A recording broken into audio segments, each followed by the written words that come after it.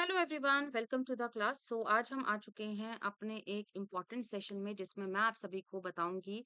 जैसे कि आप सभी को पता है, आरपीएससी का जो एग्जामिनेशन अभी स्कूल लेक्चरर का कंडक्ट हुआ है, उसी का आंसर की मैं आप सभी के साथ में शेयर कर रही हूँ। और क्या आंसर्स रहे हैं इसके, वो हम डिस्कस कर लेते हैं एक बार।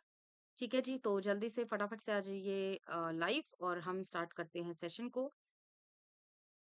ठीक है, होप आप सभी का बहुत अच्छे से क्वेश्चन बहुत अच्छे से हुआ होगा। होपफुली मैं यही आप आशा करती हूँ। और अब हम स्टार्ट करते हैं सेशन को।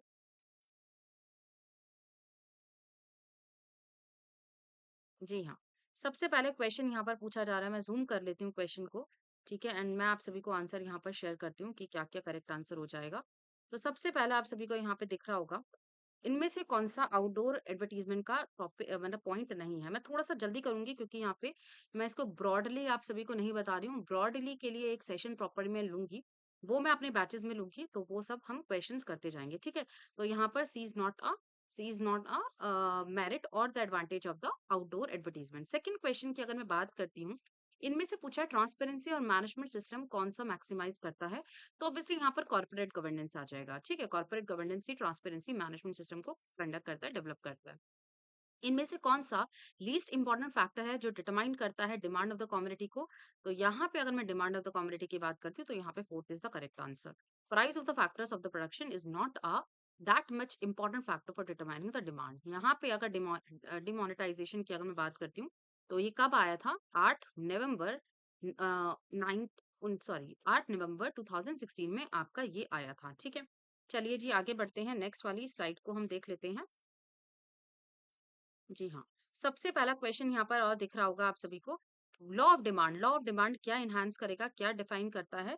अगर मैं लॉ ऑफ डिमांड की बात करती हूँ फिफ्थ वाले क्वेश्चन की, तो यहाँ पे आ जाएगा 2 वाला ऑप्शन, ठीक है? Next question is due to the change in the x commodity change in the demand wise termed as sixth का आंसर हो जाएगा आपका 1, दैट इज क्रॉस डिमांड, ठीक है? 7 का आंसर क्या हो जाएगा आपका? 7 का आंसर हो जाएगा article 112, that is it is related to the constitution of India, जहाँ पर सेंट्रल गवर्नमेंट प्लेस करता है एनुअल फाइनेंशियल स्टेटमेंट्स को पार्लियामेंट में। फिस्कल डेफिसिट क्या है? What is fiscal deficit? Fiscal deficit is a difference between the total expenditure and the total receipts excluding the debt capital receipt, ठीक है? चलिए जी, आगे बढ़ते हैं नाइन्थ क्वेश्चन पे। नाइन्थ क्वेश्चन पे अगर हम देखें, तो यहाँ पर पूछा हुआ है मॉनेटरी पॉलिसी का कौन सा ऑब्जेक्टिव नहीं है? मॉनेटरी पॉलिसी का कौन सा ऑब्जेक्टिव नहीं है? तो नाइन्थ का यहाँ पर first option it is right, it is not a characteristics of monetary policy. इनमें से बैंकिंग सेक्टर का पॉइंट कौन सा इनकरेक्ट है? इनकरेक्ट पूछा हुआ है, राइट?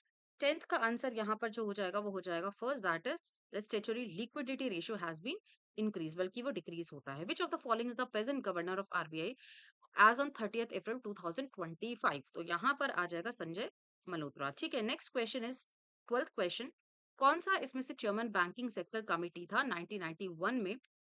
ठीक है, तो एम नरसिम्हा, ठीक है? Next 13 question, it which of the following is not a objective of the physical policy? It to control the credit is not a objective of the physical policy.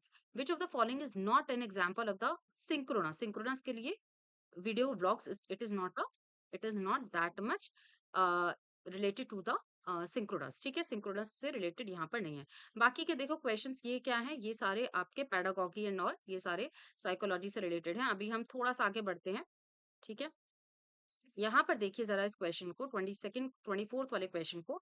24th वाले question की अगर मैं बात करती हूँ, तो यहाँ पर आंसर आ जाएगा आपका सेकंड, दैट इज जो स्वेट इक्विटी होता है, तो यहाँ पर आ जाएगा 2 ऑप्शन, ठीक है? Second is the right answer. Next question की अगर मैं बात करती हूँ, 25th के क्वेश्चन की अगर मैं बात करती हूँ, तो आंसर यहाँ पर आ जाएगा परचेज रिटर्न बुक, क्योंकि यहाँ पे बुक सोर्स डॉक्यूमेंट के बारे में पूछा है।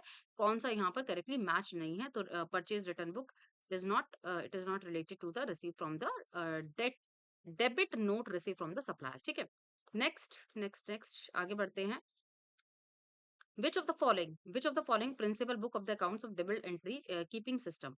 It is which of the following is the principal account of the double entry? It is related to the ledger, ठीक है? तो यहाँ पर आ जाएगा 26 का लेजर। 27 का आंसर हो जाएगा आपका क्या? यहाँ पर हो जाएगा आपका outstanding wages, it is related to the personal account, ठीक है? नेक्स्ट क्वेश्चन पे चलते हैं जी। 28वां क्वेश्चन देख लीजिए फटाफट से। Which of the following it is a trial balance will not agree to? Trial balance यहाँ पर एग्री नहीं करेगा, वो पूछा हुआ है क्वेश्चन। 28 का क्वेश्चन हो जाएगा आपका यहाँ पे 1, ठीक है।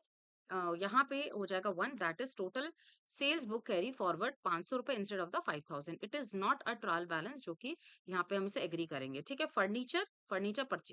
Furniture purchase of rupees 5000 was posted to purchase accounts as 500। Rectify the entry, कौन सा हम कैसे रेक्टिफाई करेंगे इसको? तो 28 का आंसर क्या हो जाएगा आपका, सॉरी 29 का आंसर, 29 का हो जाएगा आपका फोर्थ ऑप्शन। मतलब यहाँ पर फर्नीचर अकाउंट डेबिट हो रहा है 5,000 और परचेज हो रहा है 500 एंड सस्पेंस अकाउंट हो रहा है 4500, ठीक है। सो यहाँ पे ये वाला आंसर हो जाएगा, हम रेक्टिफाई इसको इस तरीके से कर लेंगे। 30 का आंसर हो जाएगा, देखिए मैं थोड़ा सा फास्ट चल रही हूँ क्योंकि बहुत सारे क्वेश्चन है ना, ठीक है। 30 का आंसर हो जाएगा यहाँ पे, हो जाएगा 95,000 कैसे हमने कर दिया यहाँ पर? यहाँ पे पहले हमने 13 लाख का 5% किया, ठीक है, राइट। देन उसको जब हमने कैलकुलेट किया, देन जब हमारा 65,000 आया ना, तो भाई 1,65,000 को हमने जब उसको माइनस किया, तो यहाँ पर आंसर आ जाएगा आपका 95,000, ठीक है। मैं थोड़ा सा फास्ट चल रही हूँ, अगेन एंड अगेन बार बार इसलिए कह रही हूँ क्योंकि क्वेश्चंस बहुत ज्यादा हैं, ठीक है। Depreciation is the process of, depreciation क्या है? 31 का आंसर बताइए। 31 का answer, it is the location of the cost, ठीक है। 31 का आंसर यहाँ पर हो जाएगा 2। 32 का आंसर यहाँ पर क्या हो जाएगा? 32 का आंसर हो जाएगा 1। सेक्रीफाइस रेशियो, सेक्रीफाइसिंग रेशियो क्या होता है? It is related to the old profit ratio minus new profit sharing ratio. 32 का हो जाएगा 1, ठीक है। 33 का आंसर यहाँ पर हो जाएगा फोर्थ ऑप्शन। 33 का आंसर यहाँ पर हो जाएगा फोर्थ ऑप्शन, एक सेकेंड, यस। 33 का आंसर हो जाएगा यहाँ पे fourth option, old profit sharing ratio, क्योंकि at the time of the admission of a new partner, जब हम जनरल रिजर्व को डिस्ट्रीब्यूट करते हैं पार्टनर्स में, तो वो हमारा हो जाएगा ओल्ड प्रॉफिट शेयरिंग रेशियो के बेसिस पे। नेक्स्ट 34 का आंसर हो जाएगा यहाँ पे, 34 का आंसर हो जाएगा यहाँ पे computer advantage of the computer system, it is related to the all, ठीक है जी। नेक्स्ट क्वेश्चन, 35 का आंसर क्या हो जाएगा? 35 का आंसर हो जाएगा यहाँ पे 4 ऑप्शन, क्योंकि अगर मैं प्रोविजंस की बात करती हूँ, creation of the provision follows, जो करता है वो होता है प्रोविजंस और द कंजर्वेटिज्म अप्रोच, ठीक है, जो काउंटिंग का होता है, राइट। नेक्स्ट अगर हम यहाँ पर देखें 36 का आंसर क्या हो जाएगा जी? 36 का आंसर यहाँ पर हो जाएगा आपका 9295 9250,000, ठीक है। कैसे हो जाएगा ये मैं कैलकुलेट आप सभी को बताऊंगी। भाई एवरेज प्रॉफिट अगर यहाँ पर दिया हुआ है, ठीक है, इस तरीके से आपने कैलकुलेट किया होगा ना इसको, एक सेकंड, हाँ, यहाँ पे आपके पास एवरेज प्रॉफिट है, ठीक है। आपको सुपर प्रॉफिट निकालना है। एवरेज प्रॉफिट है, टोटल एसेट्स है, आउटस्टैंडिंग लाइबिलिटीज है, नॉर्मल रेट ऑफ रिटर्न आपको 12% दिया हुआ है, तो आपको value of the goodwill find out करनी है for the capitalisation of the profit. तो सबसे पहले आप क्या करोगे?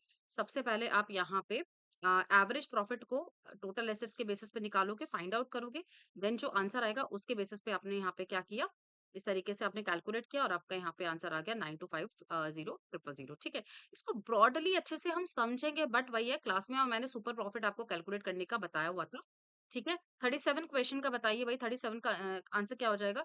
37 का हो जाएगा 14:6:15, ठीक है। बहुत ही सिंपल है, यहाँ पे एक्स एंड वाई पार्टनर्स दिए हुए हैं, रेशियो में दिया हुआ है 7:3, Z was admitted for 3/7 share of the profit. तो यहाँ पे जब हमने कैलकुलेट किया, तो इसको हमने जब हमने कैलकुलेट किया, तो यहाँ पे 14:6:15 हो जाएगा, ठीक है। केसी लिमिटेड जो एसेट्स है वो वर्थ करती है यहाँ पर 15 लाख रुपए from the Priya stores and issue of the shares of at rupees 10, ठीक है। तो कितना शेयर ये लेगा? 38 का आंसर कितना हो जाएगा? 38 का आंसर, 38 का हो जाएगा यहाँ पे 1,20,000 शेयर, ठीक है। 1,20,000 शेयर। होप आप सभी को यहाँ पे सब आंसर्स क्लियरली समझ में आ रहे होंगे। नेक्स्ट 39 का आंसर क्या हो जाएगा? 39 का आंसर जब आप कैलकुलेट करेंगे, तो 39 का आंसर हो जाएगा आपका, दैट इज 1, ठीक है, हाँ, 1 हो जाएगा, मतलब 450 शेयर्स एंड 540 शेयर्स, ठीक है। मैंने कैलकुलेशंस वगैरह करे हुए हैं, तो मैं वही देख रही हूँ आप लोग का जो कैलकुलेशंस है, उसके हिसाब से मैं आप लोग को आंसर करके बता रही हूँ, ठीक है। क्योंकि कैलकुलेशंस में टाइम लगा है, समय लगा है, ठीक है, इसलिए मैं थोड़ा सा आप लोगों का ये कैलकुलेट करके ही लेकर आई हूँ आप लोगों के साथ में, ठीक है। चलिए जी, आगे बात करते हैं 40 का answer which of the following is not disclosed in the company balance sheet, इनमें से कंपनी बैलेंस शीट में कौन सा डिस्क्लोज नहीं होगा? तो answer is third, that is reserve capital, ठीक है। It is not disclose in the company balance sheet.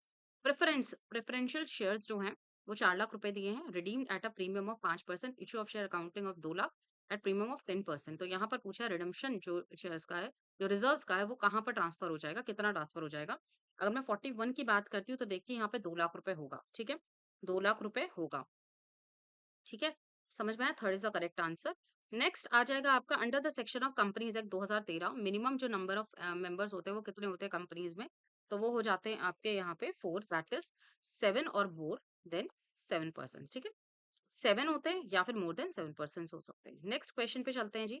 Next question, which of the following is correct, it is which of the following is correct, तो यहाँ पर answer हो जाएगा obviously, यहाँ पर हो जाएगा आपका इन अ जॉइंट हिंदू फैमिली, ठीक है, कर्ता has an unlimited liability. Next 44 का आंसर क्या हो जाएगा, 44 का आंसर यहाँ पर क्या हो जाएगा, 44 का आंसर हो जाएगा यहाँ पे पार्टनरशिप एट विल, क्योंकि according to the section 7 of Indian partnership act के मुताबिक अगर हम बात करें, सो यहाँ पे कौन सा नो प्रोविजन मेड होता है for the determination of the partnership, so answer यहाँ पर हो जाएगा at will. Next question 45, a partner whose association with the firm is unknown to the general public is known as, तो यहाँ पर 45 का आंसर क्या हो जाएगा, 45 का आंसर हो जाएगा two, that is secret partner. Next question हो जाएगा 46 का, which of the following is a principle of which is not a principle of Frederick, ठीक है, तो रैंडम सिलेक्शन पे उन्होंने बात नहीं की थी, बाकी इन्होंने साइंस ऑफ मैनेजमेंट में, साइंटिफिक मैनेजमेंट में, कॉर्पोरेशन में, ये सारे टॉपिक्स पे बात की थी, ठीक है। Next, which of the following is the model of the management assumes management does thinking employees disobey obey the orders, ठीक है, तो 47 का आंसर यहाँ पर क्या हो जाएगा, यहाँ पे हो जाएगा आपका 3, दैट इज ऑटोक्रेटिक, ठीक है। नेक्स्ट नेक्स्ट देखते हैं, नेक्स्ट नेक्स्ट एक सेकेंड, जी हाँ, 48 का आंसर, 48 का आंसर देखिए जरा, मैच द फॉलोइंग है मैनेजमेंट, 48 का आंसर मैनेजमेंट एज साइंस, ठीक है, मैनेजमेंट एज साइंस का अगर मैं देखूँ यहाँ पे तो आंसर यहाँ पे अगेन आपका 3 हो जाएगा, क्योंकि अगर मैं यहाँ पे देखती हूँ तो management in science it is related to the universal, art is related to the personalised and it is an ethical code of conduct, ठीक है। हेनरी फ्योल एक क्या कौन थे, एक फ्रेंच थे, एक फ्रेंच मैनेजमेंट थ्योरिस्ट थे, या फिर इंग्लिश थे, या डच थे, या अरेबिक थे, कौन थे, तो यहाँ पे आंसर जो हो जाएगा वो हो जाएगा आपका फर्स्ट, दैट इज फ्रेंच, ठीक है जी, French,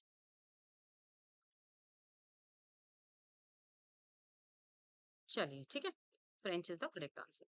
next question 50 question, which of the following is depositories are promoted by the Bombay stock exchange and the bank of India, so 50 का आंसर यहाँ पर क्या हो जाएगा, यहाँ पे हो जाएगा central depository service limited, S D C D L S L, ठीक है, C D L S L, तो यहाँ पे क्लियरली समझ में आ गया होगा। Next is 51 question, 51 question, which of the following is not an essential step regarding marketing concept of the customer orientation, customer orientation से रिलेटेड कौन सा यहाँ पर स्टेप नहीं है, देखो नॉट के बारे में ज्यादा पूछा है इन्होंने क्वेश्चंस में, ठीक है, तो ये इकोलॉजिकल बैलेंस को ये थोड़ा ना लेगा, ठीक है, इकोलॉजिकल बैलेंस से रिलेटेड तो है ही नहीं यहाँ पे।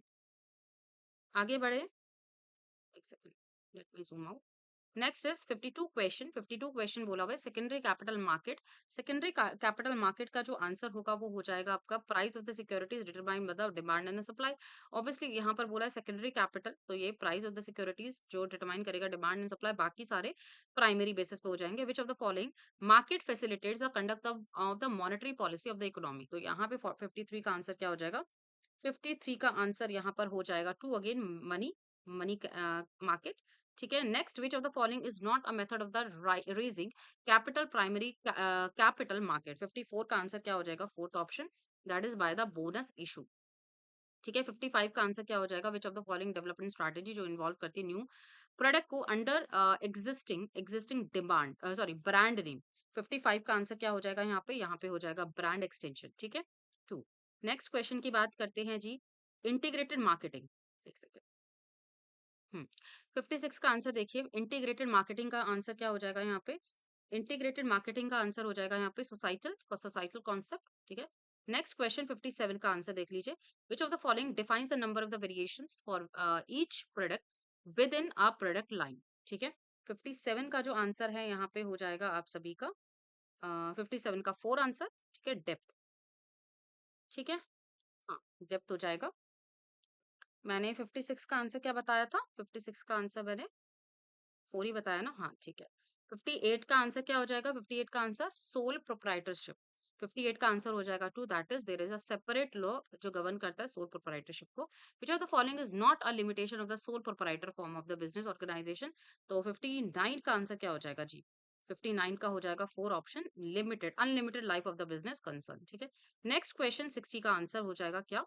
नेक्स्ट नेक्स्ट पूछा है कौन सा बॉडी है जो कोऑर्डिनेट करता है सारी एक्टिविटीज को for the instruction institutions rural financing system के लिए। तो 60 का आंसर तो सभी को पता है भाई, आंसर हो जाएगा आपका निबार्ड। ठीक है, next question. Yes, arithmetical mean का फॉर्मूला पूछा हुआ है यहाँ पे शॉर्टकट मेथड से। तो यहाँ पे 61 का आंसर क्या हो जाएगा? यहाँ पे हो जाएगा आपका 1। ठीक है, 1 हो जाएगा। यस, चलिए आगे बढ़ते हैं देन। कौन सा यहाँ पर लार्जेस्ट वैल्यू है? 62 का आंसर देखो, कोएफिशिएंट ऑफ रेंज निकालना है। 62 का आंसर आप जब निकालोगे तो यहाँ पे आंसर आएगा 3 ऑप्शन, दैट इज 0.67। तो 30 डिवाइड बाय 31 कर दोगे ना, तो यहाँ पे आंसर क्या आ जाएगा? 0.697 हो जाएगा। Which of the following is the relative measure of the dispersion? 63 का आंसर क्या हो जाएगा? यहाँ पे 4 हो जाएगा। ठीक है, coefficient of the variations, correct, right. Next 64 का answer, which of the following index जो मेजर करता है इन्फ्लेशन ऑफ द इंडिया को। तो 64 का आंसर है ना, 64 का हो जाएगा true, that is consumer price index. ठीक है, मैंने आप सभी को ये सब बता दिया। 65 का आंसर क्या हो जाएगा? डिसगाइज, क्योंकि यहाँ पे अनएम्प्लॉयमेंट पूछा हुआ है जो फील्ड ऑफ एग्रीकल्चर का है, तो डिसगाइज हो जाता है। नेक्स्ट नेक्स्ट क्वेश्चन देख लेते हैं 66 का आंसर। जी,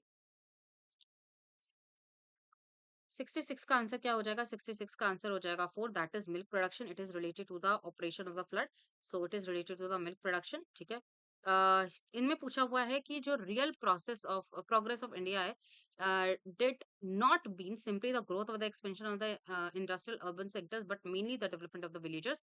तो ये वाली जो स्टेटमेंट है ना 67 वाली, ये किसने दी थी? थोड़ा सा स्टेटमेंट्स को समझना मुश्किल हो जाता है, तो यहाँ पे आप लोग को पता होना चाहिए कि आंसर यहाँ पर होना चाहिए 3 option, that is Mahatma Gandhi. ठीक है, महात्मा गांधी। नेक्स्ट हो जाएगा आपका आंसर 66 का हो गया। अब हम 67 का कर लेते हैं। 67 का आंसर मैंने बता दिया। 68 का देख लेते हैं। 68 का आंसर क्या हो जाएगा जी? 68 का आंसर हो जाएगा आपका 2 option, that is states are not only at receiving end of the economic reforms. इनमें से कौन सा करेक्ट नहीं है? सो आंसर यहाँ पर हो जाएगा 2। ठीक है, मैं थोड़ा सा फास्ट चल रही हूँ, अगेन एंड अगेन बोल रही हूँ, क्योंकि ये आपका पूरा फुल फ्लेश्ड मैं आपको एक्सप्लेनेशन नहीं प्रोवाइड कर रही हूँ, सिर्फ आपको आंसर बता रही हूँ ताकि आप एक बार मैच कर लें अपने आंसर्स को। ठीक है, यहाँ पे पूछा है इनकरेक्ट कौन सा हो जाएगा, तो यहाँ पे हो जाएगा स्ट्रक्चरल रिफॉर्म्स, जो कि एम करता है provide immediate support for the balance of the payment. ठीक है, 69 के बाद 70 पे आ जाते हैं। 69 के बाद 70 पे आ जाते हैं। Prime minister ministership of India. ठीक है, economic reforms was initiated by, तो 70 का आंसर क्या हो जाएगा यहाँ पे? 3, दैट इज नरसिम्हा राव। ठीक है, Narasimha Rao. Next question is globalisation is in the modern version of. Globalisation किसका मॉडर्न वर्जन है? It is an modern version of. 70 का हो जाएगा 2 ऑप्शन। ठीक है, 2 option, that is comparative cost advantage theory. ठीक है, next which of the following is the period of the Indian planning consider as a plan holiday? Plan holiday हो जाएगा, तो यहाँ पर हो जाएगा आपका ईयर 1966 से 67 और 66 68 से 69 तक। In sorry disinvestments of the public sector undertaking equity shares capital is known as. 73 का आंसर क्या हो जाएगा जी? 73 का हो जाएगा privatisation. 2 is the correct answer. ठीक है, नेक्स्ट क्वेश्चन पे चलते हैं। 74 का आंसर कंपैरेटिव फाइनेंशियल स्टेटमेंट्स को हम एक और नाम से जानते हैं, उसका नाम क्या है? 2 इज हॉरिजॉन्टल एनालिसिस। ठीक है, नेक्स्ट क्वेश्चन पे चलते हैं। विच of the following is not a की इशू ऑफ, यस, की issue of the rural development? Rural development का कौन सा यहाँ पर 75 का पूछा हुआ है ना? 75 का आंसर हो जाएगा 1। ठीक है, 75 का हो जाएगा आपका 1। Yes, 1 is the right answer, slum clearance. Next 76 का आंसर पूछा हुआ है आपका स्टैटिस्टिकल सीरीज जो डिवाइड करता है 2 इक्वल पार्ट्स में। 76 का आंसर हो जाएगा 4, दैट इज मीडियन। ठीक है, 2 इक्वल पार्ट्स में तो मीडियन ही करता है ना। यहाँ पर आपका पूछा हुआ है mean is here, standard deviation पूछा है, कोएफिशिएंट पूछा हुआ है। कोएफिशिएंट निकालना था आपको 77 का, तो आंसर आप इजीली निकाल लेते। आपको सिर्फ डिवाइड करना था, तो आंसर यहाँ पर हो जाता 0.88। ठीक है, next is 78 balance sheet. Balance sheet provide, हाँ, balance sheet provide information about the financial position of the enterprise. ठीक है, यहाँ पर 78 का आंसर था। 78 का आंसर हो जाता है आपका third option, that is at the point of the time. ठीक है, नेक्स्ट क्वेश्चन 79 क्वेश्चन। 79 का यहाँ पर पूछा है कंपनी रिक्वायर करती है बैलेंस शीट को किस पर्टिकुलर फॉर्मेट में according to the companies act 2013। 79 का यहाँ पर हो जाएगा answer 2, that is schedule 3। Of part 1, ठीक है। Which of the following is a which of the following is a balance sheet, which of the following is a balance sheet, जो कि provide करता है यहाँ पे कॉमन बैलेंस शीट में क्या होना चाहिए। तो 80 का आंसर क्या हो जाएगा यहाँ पे, 80 का आंसर हो जाएगा 1, ठीक है। 1 that is figure of the total assets assume to be 100, ठीक है। Next question is which of the following is the following statements not true about the reference of the owner capital. तो यहाँ पर 81 का आंसर हो जाएगा 3 option, ठीक है। ये रिफ्लेक्ट करता है excess of the firm liability over the assets, ठीक है। 82 का आंसर क्या हो जाएगा, 82 का यहाँ पर पूछा हुआ है थर्ड ऑप्शन, ठीक है। थर्ड ऑप्शन निकालना था, मतलब यहाँ पे पूछा हुआ है कि आपको फर्म का करंट एसेट्स दिया हुआ है after making the payment of the current liabilities 30,000 है, रेशियो आपको गिवन है, करंट लायबिलिटीज आपको निकाला था before the payment, before making the payment, तो यहाँ पे आ जाएगा 90,000, ठीक है। कैसे कैलकुलेट करना है ये सब कैलकुलेशंस मैं एक दिन आप सबके सामने क्लास लेकर आऊंगी, जिसमें पूरी तरीके से आपको सिर्फ और सिर्फ यहाँ पे कैलकुलेशन ही बताऊंगी कि कैसे कैसे यहाँ पे क्वेश्चन हुए हैं, ठीक है। यहाँ पे आंसर हो जाएगा आपका fourth option, payment to acquire is related to investing, income tax is related to operating, यहाँ पर फिनांसिंग आ जाएगा, ठीक है। नेक्स्ट यहाँ पे बात करते हैं हम कंपनीज का।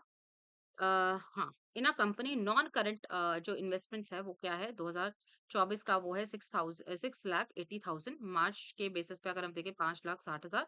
84 का आंसर यहाँ पर क्या हो जाएगा, 84 का आंसर हो जाएगा आपका 1,52, ठीक है, 1,52। Next, Yuvraj securities private limited is a financial enterprise, it classified the following transactions. यहाँ पर अगर मैं फॉलोइंग ट्रांजेक्शंस की बात करती हूँ तो यहाँ पे आ जाएगा all, only D is the right answer, क्योंकि डिविडेंड पेड यहाँ पर आ जाएगा।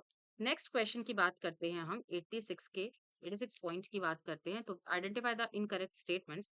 86 का आंसर हो जाएगा यहाँ पे fourth option, that is unit cost increases rise in the output, ठीक है, rise in the output. Next is यहाँ पे 87 का आंसर, 87 का आंसर पूछ रहा है हाल से का जो प्लान है, हाल से जो प्लान है आपका, जिसमें हम time and individual and group basis पे बात करते हैं, तो इंडिविजुअल प्लान है ये बेसिकली, ठीक है। टाइम एंड आउटपुट बेस्ड होता है ना, तो उसमें हाल से आ जाता है, तो 87 यहाँ पे आ जाएगा 1050, ठीक है, 1050, इसको कैलकुलेट करना था आपको।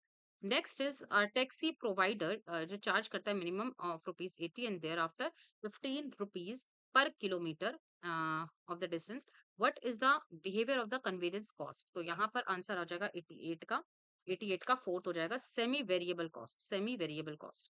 नेक्स्ट 89 का ऑप्शन क्या हो जाएगा, normal loss of the material. 89 का आंसर हो जाएगा 1, that is loss due to the breaking in the bulk, ठीक है। 90 का आंसर क्या हो जाएगा, 90 का आंसर हो जाएगा यहाँ पे taking into the account of the normal working of the factory overhead, जो रिकवर करता है वो है ₹3.50 पर आवर, ठीक है। यहाँ पे दिया है टोटल एक्सपेंसेस जो इनकर करता है 50,400, इस तरीके से यहाँ पे क्वेश्चन दिया हुआ था आपको, इसको आपको कैलकुलेट करना था, तो आंसर यहाँ पर आ जाएगा first, that is over absorption of the overhead rupees 11,200, ठीक है। नेक्स्ट क्वेश्चन पे चलते हैं जी हम, नेक्स्ट क्वेश्चन पे देख लेते हैं। Second 91, bed date is an example of which of the following. Bed date यहाँ पे किसका एग्जांपल हो जाएगा, यहाँ पे हो जाएगा सेलिंग ओवरहेड का, तो आंसर यहाँ पर हो जाएगा फोर्थ ऑप्शन, ठीक है, fourth option is the right answer. Next question, which of the following auditing standards deals with the overall objectives of the independent auditor. तो 92 का हो जाएगा आपका यहाँ पे 1, दैट इज SA 200, ठीक है। Next, can a chartered accountant audit the account of the company which he holds share, ठीक है। तो 93 का आंसर हो जाएगा यहाँ पे 3 ऑप्शन, जो कि यहाँ पे पूछा हुआ है कौन सा होल्ड करके चलता है एज एन चार्टर्ड अकाउंटेंट, तो यहाँ पे आंसर हो जाएगा कॉन्फ्लिक्ट ऑफ द इंटरेस्ट, ठीक है। नेक्स्ट क्वेश्चन पे चलते हैं, स्कोप ऑफ द ऑडिटिंग का क्या स्कोप होता है, 94 का आंसर बताइए। 94 का आंसर हो जाएगा यहाँ पर हो जाएगा फोर्थ ऑप्शन, ठीक है, expression of the opinion on the financial statements, तो ये हो जाएगा आपका यहाँ पे आंसर। नेक्स्ट यहाँ पे बात करते हैं 95 का आंसर, 95 जो सेक्शन है इंडियन कॉन्ट्रैक्ट एक्ट के मुताबिक, तो यहाँ पे आ जाएगा फोर्थ ऑप्शन, ठीक है, सेक्शन 2H के मुताबिक यहाँ पे आंसर हो जाएगा। 96 का आंसर अगर हम देखें, 96 का आंसर यहाँ पर आ जाएगा 2 ऑप्शन, ठीक है। यहाँ पे आ जाएगा टेंडर, टेंडर को हम अटेम्प्टेड परफॉर्मेंस कहते हैं।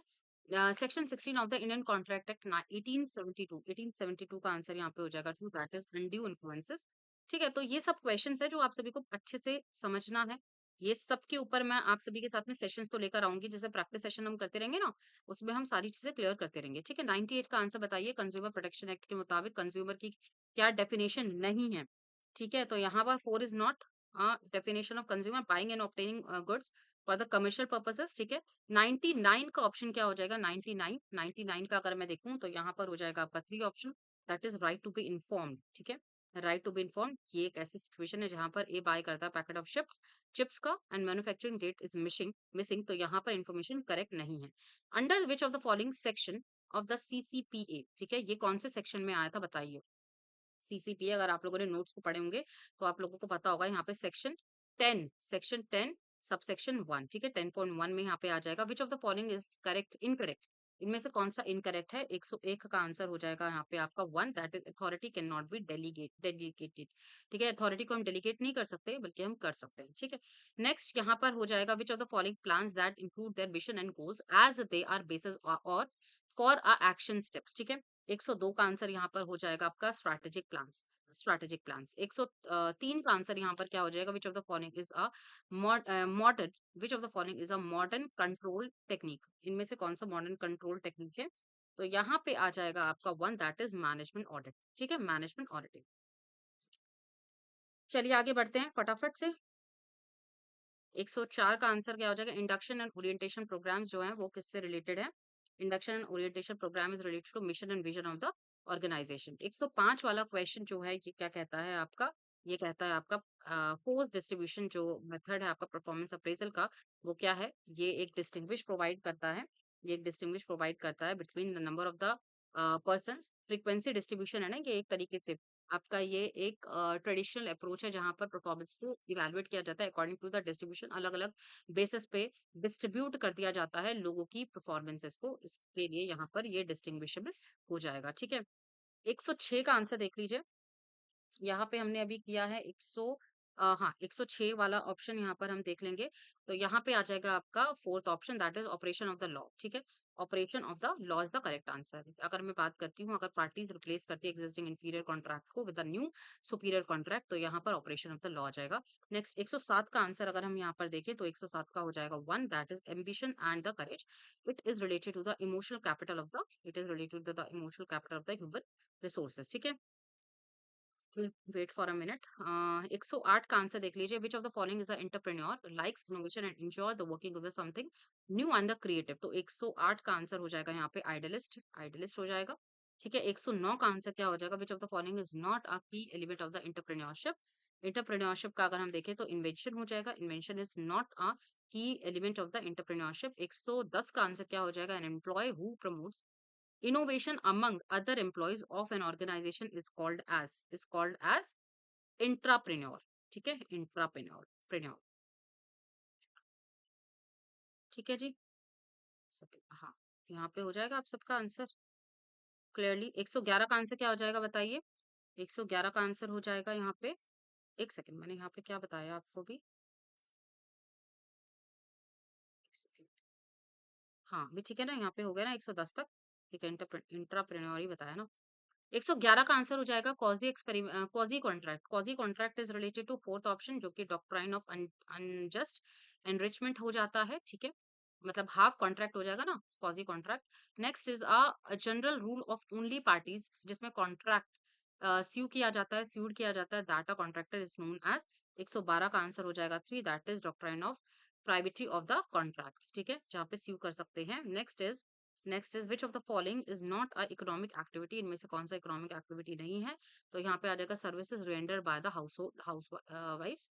ठीक है, which of the following is the world bank as per the world bank development indicators 2015 का बोला है GNI, that is gross national income जो है प्राइस के बेसिस पे 2014 का, तो वो कितना होगा, कितना डॉलर होगा? तो 114 के अकॉर्डिंगली अगर हम यहाँ पे देखें तो यहाँ पे हो जाएगा $1570। ठीक है, नेक्स्ट क्वेश्चन 115 का हम देखते हैं। तो यहाँ पे बिग्स इकोनॉमी से रिलेटेड है। 115 का आंसर देखते हैं तो 1 हो जाएगा।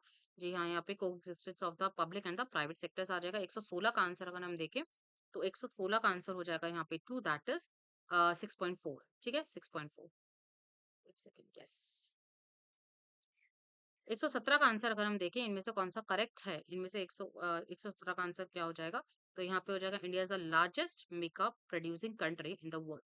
ठीक है, नेक्स्ट इज विक्शियस जो साइकिल है पॉवर्टी का, वो कॉन्सेप्ट किसने दिया था? वो कॉन्सेप्ट किसने दिया था आपको ये पता होना चाहिए।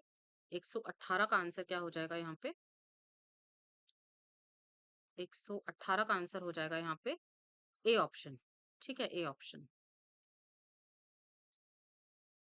नेक्स्ट 111 का अगर मैं देखूँ, सॉरी 119 का अगर मैं देखूँ डेफिसिट के बेसिस पे, 119 का अगर हम यहाँ पर देखें तो मार्च के बेसिस पे ना, तो डॉलर 21.50 बिलियन। ठीक है। Next, which of the following economists जो कंसिडर करता है पर कैपिटा रियल इनकम को as per the indicator of the economic development, तो यहाँ पे 120 का आंसर क्या हो जाएगा? 120 का हो जाएगा 2, दैट इज सिमोन। ठीक है, सिमोन कुजनेट्स। नेक्स्ट क्वेश्चन का अगर मैं आंसर देखूं, विच of the following is not, it is not a characteristics of the Indian economy, इनमें से इंडियन इकोनॉमी का कौन सा नहीं है? तो यहाँ पे advance level of the technology, it is not a characteristics of the Indian economy. तो यहाँ पे नेक्स्ट आ जाएगा क्वेश्चन नंबर 122। 122 का यहाँ पे आ जाएगा elevation of the rural poverty only. ठीक है, मल्टी डायमेंशनल इकोनॉमिकल पॉलिसी के बारे में पूछा है ना। 123 का आंसर क्या हो जाएगा? जो इनमें से कौन सा फिजिकल पॉलिसी का पार्ट नहीं है? 123 का आंसर हो जाएगा 1, दैट इज रेपो रेट। ठीक है, फिजिकल पॉलिसी का नहीं है, ये डेफिसिट का है। सॉरी, इसमें बोला है कौन सा नहीं है ना, तो हाँ, यहाँ पे डेफिसिट का हो जाएगा। नेक्स्ट क्वेश्चन की अगर मैं बात करती हूँ, 124, 124 का यहाँ पे क्या आ जाएगा? 124 का देखो, value added refers to the difference between the output and the purchase of the immediate goods. तो ये तो बिल्कुल सही है, यहाँ पे कंट्रीब्यूशन भी प्रोवाइड करता है। सो इसीलिए यहाँ पे ये दोनों रिलेट भी कर रहे हैं, वैल्यू एडेड से रिलेटेड है ना कॉन्सेप्ट। ठीक है, तो यहाँ पे आप सभी को ये चीज पता होनी चाहिए। नेक्स्ट क्वेश्चन की अगर मैं बात करती हूँ 125 के, एक सेकेंड, 125 के 125 का क्वेश्चन अगर मैं देखूं तो यहाँ पे हो जाएगा आपका first, that is final good refers to the those goods which are used to resale. 126 का आंसर यहाँ पर क्या हो जाएगा? देखो, सबसे पहले इन्होंने बोला ना एक्सपोर्ट, 5 एक्सपोर्ट डेस्टिनेशंस के बारे में बताना है जो वैल्यू ऑफ द चेंज को डेवलप करता है। तो सबसे पहले आ जाता है US UK, US UK Japan United UAE हो जाएगा एंड फ्रांस हो जाएगा। ठीक है, नेक्स्ट यहाँ पर एक्सपोर्ट प्रमोशन के बारे में बोला है। एक्सपोर्ट प्रमोशन का अगर हम देखें तो यहाँ पे हो जाएगा पहला ऑप्शन। ठीक है, meeting import obligations, economic welfare किसने दिया था? यहाँ पर होना चाहिए फोर्थ ऑप्शन। ठीक है, फोर्थ ऑप्शन। नेक्स्ट क्वेश्चन देख सकते, नेक्स्ट क्वेश्चन देख लेते हैं 129 का। 129 का आंसर जो है वो ये दिया हुआ है, answer number 1, that is first का तो हो जाएगा 2। ठीक है, और यहाँ पे हो जाएगा इसका 4, इसका हो जाएगा आपका 3 एंड यहाँ पे हो जाएगा एग्रीकल्चर। नेक्स्ट यहाँ पे देख लेते हैं आगे वाला क्वेश्चन, ये हो गया था ना, 130 वाला चल लेते हैं। हाँ, 130, 130 का कौन सा आंसर हो जाएगा? 130 का हो जाएगा यहाँ पे 4 option, increase in the imports and the increase in the imports of crude oil and the petroleum. ठीक है, मैनेजमेंट अकाउंटिंग जो है वो डील किससे करता है? मैनेजमेंट अकाउंटिंग डील करता है, दोनों से ही आपका क्वालिटेटिव भी होता है और क्वांटिटेटिव भी होता है। ठीक है, नेक्स्ट क्वेश्चन 132वां क्वेश्चन। 132वां क्वेश्चन की अगर मैं बात करती हूँ तो यहाँ पर हो जाएगा आपका decision making, it is related to the decision making, जहाँ पर डिसीजन लिए जाते हैं। ठीक है, यहाँ पे 133 का आंसर मैं बता रही हूँ सिर्फ आपको, क्योंकि यहाँ पे सिंपली आपको क्या करना था, बस यहाँ पे सबको प्लस करते हो, 60 से माइनस करते तो 170 डेज आ जाता। ठीक है, इसमें तो कुछ ज्यादा था नहीं। वैसे अगर हम यहाँ पर देखें, यहाँ पे बोला ना वर्किंग कैपिटल, तो ठीक है, एसेट्स को माइनस कर दो लाइबिलिटी से, तो एसेट्स यहाँ पर दिया हुआ है। एसेट्स को जब आप कैलकुलेट करोगे तो यहाँ तक आ गया ना एसेट्स, ये पूरा कैलकुलेट एसेट्स का हो गया, लाइबिलिटीज का हो गया, माइनस कर देते तो आंसर यहाँ पे आ जाएगा आपका 134 का, दैट इज फर्स्ट ऑप्शन है ना। जब आपने कैलकुलेट किया होगा तो पता चल गया होगा। नेक्स्ट क्वेश्चन की बात करते हैं जी हम, 135 का आंसर क्या हो जाएगा? 135 का आंसर हो जाएगा आपका 135 का आंसर हो जाएगा आपका 4 वाला ना, सॉरी ये वाला, थर्ड वाला। ठीक है, थर्ड वाला आंसर। कैसे कैलकुलेट करना है इसको प्रॉपर्ली मैं आपको बताऊंगी। यहाँ पे पेबैक पीरियड का पूछा हुआ था आपसे, पेबैक पीरियड का। तो पेबैक पीरियड के लिए तो यहाँ पे सबसे पहले आपको तीनों को प्लस करना था ना, तीनों को प्लस करके जो आंसर आ रहा था उसका आपको पेबैक पीरियड निकालना था, मतलब यहाँ से इसको लेस कर देते तो यहाँ पे आता 1/4, 1/4 आ जाता ना, 1/4 आ जाता तो यहाँ पे 314 ईयर हो जाता। ठीक है, अब इसको रैंक करना था आपको, तो यहाँ पे इन्वेस्टमेंट्स है ना, तो डिवाइड करना था। अगर मैं यहाँ पे देखूं तो भाई सबसे ज्यादा तो ये था, .12 आ रहा था, यहाँ पे 22 आ रहा था समथिंग, यहाँ पे आ रहा था पहले ए हो गया फिर बी हो गया, फिर ये कुछ समथिंग 15 आ रहा था और ये 14 के आसपास आ रहा था। ठीक है, तो यहाँ पे आ जाएगा आपका A B D C, A B D C first हो गया ना। नेक्स्ट क्वेश्चन 138 का आंसर 138 का आंसर हो जाएगा रिजेक्ट द प्रपोजल। ठीक है, अगर कट हो रहा है रेट तो ये क्या होगा, यहाँ पे रिजेक्ट हो जाएगा प्रपोजल। ठीक है, इसको प्रॉपरली मैं अच्छे से समझाऊंगी आप लोगों को। मैं जस्ट आपको अभी आंसर्स दे रही हूँ ताकि आप लोग एक बार आंसर को चेक जरूर कर लें। ठीक है, अपने अपने आंसर को मुझे बताइए, क्या आप सभी के जो आंसर है वो मैच कर रहे हैं आंसर से? ठीक है, 139 का आंसर हो जाएगा यहाँ पे 4 ठीक है। हाँ, 12.44 ना, 12.44 इसको कैलकुलेट करना था आपको। ठीक है, इसमें अकाउंटिंग रेट ऑफ रिटर्न को निकालना था आप सभी को, तो यहाँ पे average accounting rate of return को कैलकुलेट करके यहाँ पे निकालना था। यहाँ पे 140 का आंसर हो जाएगा आपका, 140 का आंसर हो जाएगा आपका 3/7, 3/7 first is the correct answer. यहाँ पे हो जाता है आपका 5/32। ठीक है, वो फॉर्मूला आपको याद होना चाहिए था, एनसीआर वाला फॉर्मूला होता है ना, वो याद होना चाहिए था। 142 का आंसर यहाँ पर क्या हो जाएगा? अच्छा, ये कॉग्निटिव वाला ना, ये सब स्किप करो क्योंकि ये सब आपके पेडागॉगी से रिलेटेड है। ठीक है, मैं सिर्फ आपको वो करा रही हूँ। सब हो गया? एक सेकंड, नहीं बीच में भी कुछ क्वेश्चंस भी थे ना।